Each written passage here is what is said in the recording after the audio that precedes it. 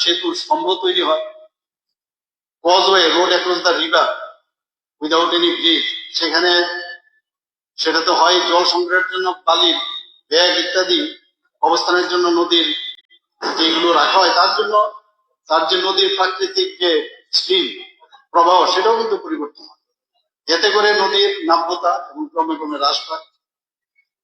এখানে এই বিষয়ে আগেও আলোচনা হয়েছে, আমাদের মাননীয় পর্যটন মন্ত্রী বিশদভাবে আলোচনা করেছে এই বিষয়ে।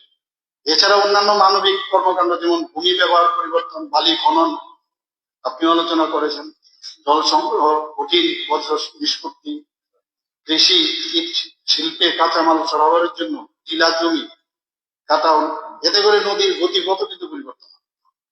কাজে এই বিষয়গুলো নিয়ে একটু আলোচনার বিষয় আছে, এগুলো আমরা বসতে হবে আমাদের, যেটা আমাদের পরিষদীয় দল নেতা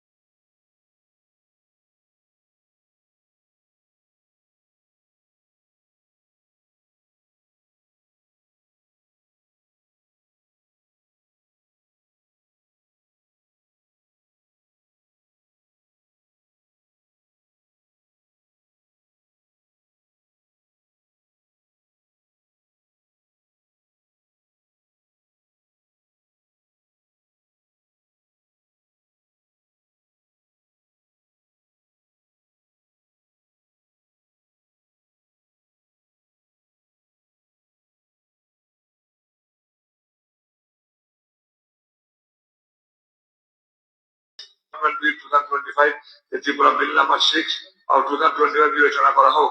যারা